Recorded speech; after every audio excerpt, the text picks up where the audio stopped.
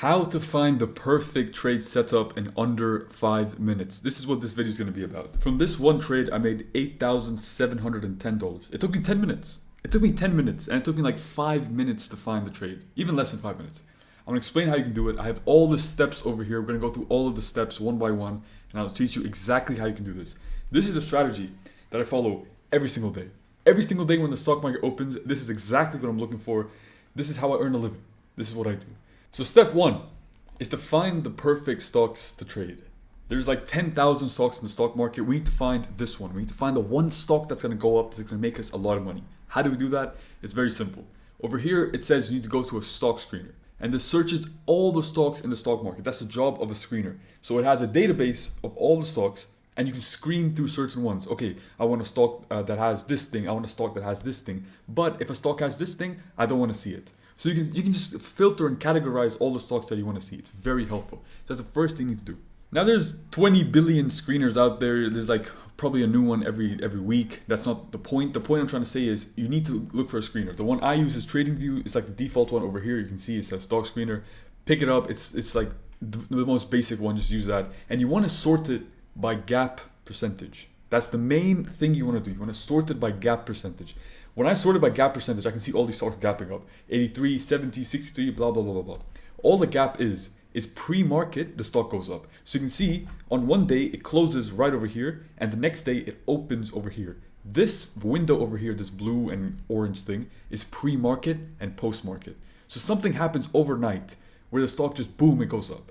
And the next day, it opens higher. That's what a gap is. The reason we're looking for these stocks is because they're extremely volatile. So that's the reason you need to screen for these specific stocks. Now there's a couple of things you need to consider. The first thing is you need to sort for a minimum of 20% gap. We're not going to be looking for stocks that have a gap of like 2 or 3% like these stocks. Like they're just not going to move anywhere. Like this has 10,000 volume. In the whole day, this got 10,000 shares traded. That's horrible. We need the ones that are above 20%. So all the ones from here to here. And we need to look for them only. Because look how much volume this has. This has 8 million, 9 million, 230 million. There's a lot of volume. So these are the ones that are going to make a move. If any of them make a move, these ones are going to be the ones that make a move. So we're going to be trading the ones that are above 20% exclusively. Now let's go to step 2. So step 2, once you've found all the stock gappers, whatever, you need to figure out which one has the best setup, right? We're not going to be trading 10,000 stocks. We're not just going to be trading every single stock that's gapping above 20. We're going to be trading the one stock, just the one stock that we think is going to go up. That's the whole goal of this strategy, just one stock. We're not going to be trading 2 or 3 or 4 stocks in a day, just one stock. What does that stock have in particular? Or what does this have? What characteristics does this stock have that we want to trade? This one, for example, what characteristics does it have? Well, the first thing you need to see is you need to see high volume. If we look at the pre-market chart of this stock, which is the one I traded, you can see that pre-market, it has a lot of volume. It's not like it has a lot of volume over here and then after this time it just dies down and there's no volume. You can see that it's consistent volume. Like sure, there's spikes up and up and up and down, but for the most part, it is very consistent. That's the first thing we need to see. There needs to be volume. If there's no volume, that means nobody's interested. And if nobody's interested, the stock isn't going to move. So that's the first thing. You need to make sure there's volume. The next things you can see is a support level. Now, a support level is kind of the hardest thing to figure out, but once you figure it out, it's very simple. Basically, we need to see the points of a stock where it bounced up. So you can see pre-market, this point over here is a support level because you can see the stock came all the way down over here and then bounced back up. So that we could already say is a support level. Another support level would be this. You can see the stock bounce from this level, went back up. That would be another support level. And you can see the stock bounce from that same level again a couple minutes later, and then a couple minutes later again. So this area would also be a support level. That's how simple it is. You need to just look at support levels as the points where the stock is bouncing back up. That's the whole point of support levels. Another thing you need to see is a small market cap and a small float. Don't be trading stocks with 10 billion market cap, 20 billion shares float. The smaller the market cap, the smaller the floats, the higher the chance that the stock is going to make a move because there's less supply, there's a lot of demand, it makes the price go up. That's the whole idea behind that.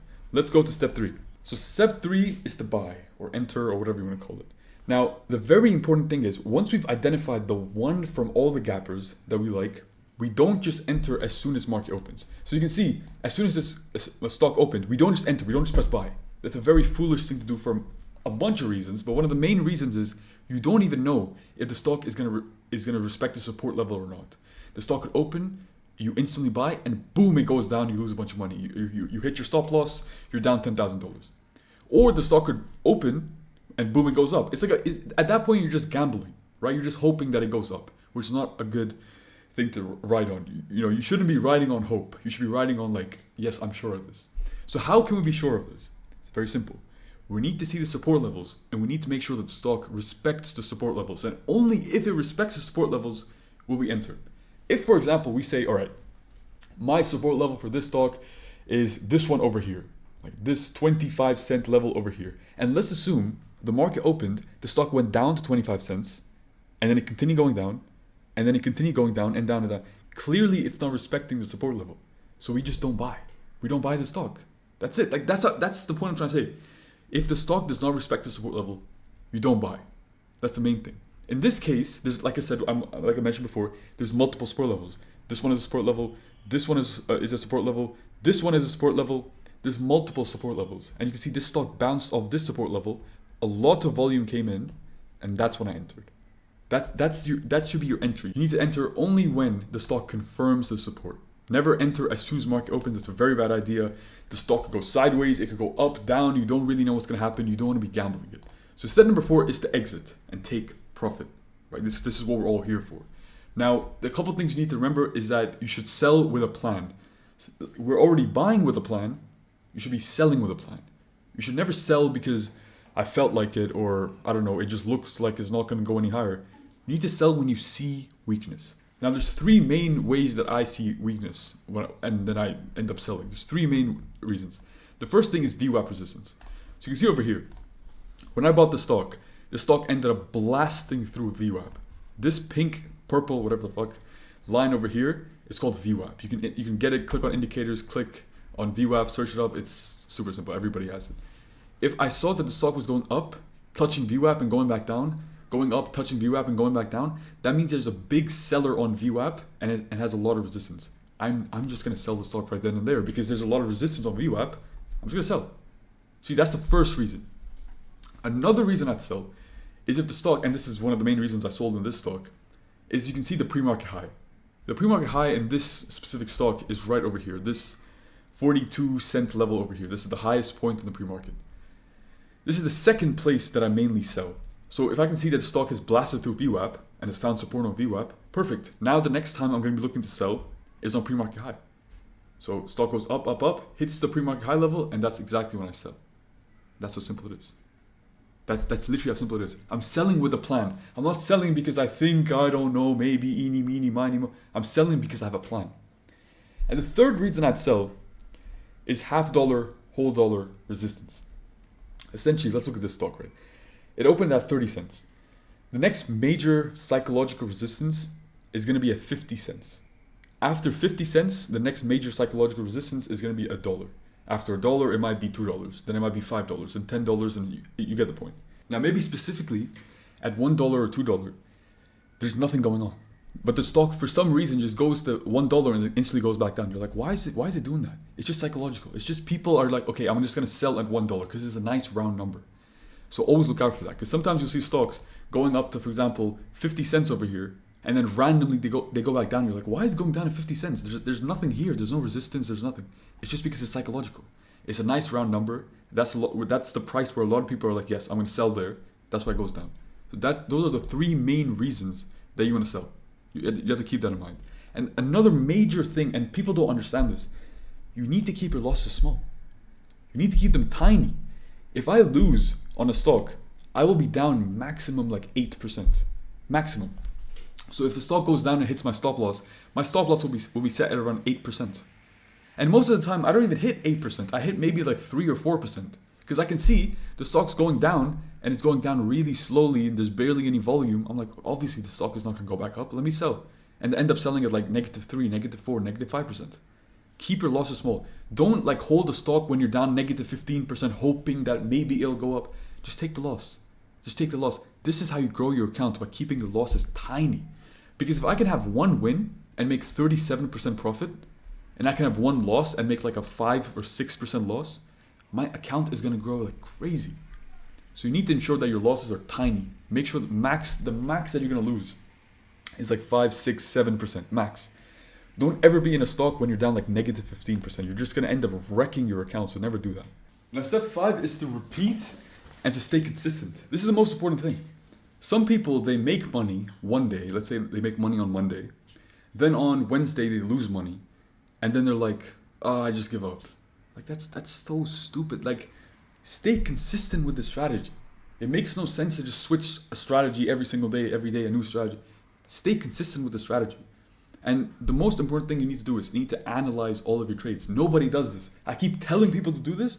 Nobody does this because I admit it is pretty boring, but it's so effective, but nobody does this. You need to analyze every single trade. Every single time I make a trade, like this trade over here, every single time I make a trade, I literally make a video. I make a video and I'm like, okay, so this stock, the reason I entered was because volume was going up, there was support, and the reason I exited was because it hit the pre-market high. Next time I could have a better entry, I could have entered a bit lower, and I could have sold a little bit higher, blah, blah. I literally make a video to just tell myself what to do better next time. And that's the reason I'm so good at this. It's because I keep analyzing every single day, analyzing every single one of my trades, telling myself what to do better next time, so that next time I never make those mistakes again, and I just get like better and better and better and better. That's how you grow your account. You need to analyze every single trade.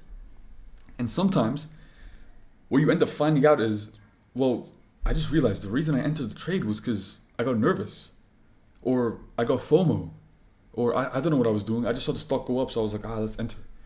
And when you're honest with yourself and you tell yourself the reason I entered was because I was nervous, you tell yourself that and you realize, okay, next time I'm not going to be nervous. Next time I'm not going to enter a trade because I was nervous. I'm only going to enter when it touches support, blah, blah, blah, blah, blah. So always self-analyze, always analyze every single trade. It's super important. Nobody does this. Like literally nobody does this, but analyze every single one of your trades. This is the golden gem for the people that are still watching. Every single trade you make a journal, make a video, do whatever you need to do. But analyze it. Tell yourself, okay, why did I trade? Why did I enter? Okay, why did I sell? Okay, what could I have done better? Okay, I could have done this better. I could have done that better.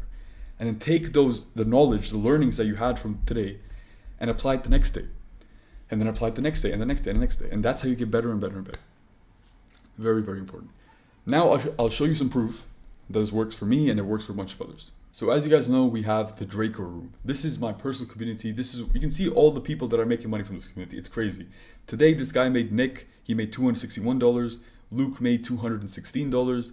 Pawnee made $114. Taz made $405. Taz made $2,870. You can see people are winning like almost every single day. Someone is making money. It's crazy. Inside the community, we also have the watch list channel. This channel is where I explain everything. I do all the work for you. So when you see the gappers in the beginning, you don't have to figure out which ones to trade because I literally tell you which ones I'm going to be looking at. Every single day I tell you, okay, this stock I'm looking at, this is a support level, this is why I think it's interesting. This is another stock, this is a support level, this is a support level, blah, blah. Every single day I'm telling you the exact stocks that I'm watching. I make it super easy for you. When you join the community, you also get access to every single one of my trade reviews. So earlier when I was talking about analyzing every trade, like this is it. I make a video in every single trade that I make a video. This is what I did, this is what I didn't do, I could have done this better, etc. This is extremely valuable insights and I explain the stock I traded, when I entered, why I entered, when I exited. I explain everything in all of these trade reviews. They're extremely, extremely valuable. So if you guys do want to join the Drako Room, click the first link in the description right now to join because I am going to be closing the group very soon to just focus on the members inside. I personally respond to members inside the community, so if you do want direct access, this is your best shot. Click on this video right now if you want to see a video where I explain how I made $62,888 last month, and I'll explain to you exactly how, I explain the strategy, and I explain how you can do it too. Click that video, it's a really good video.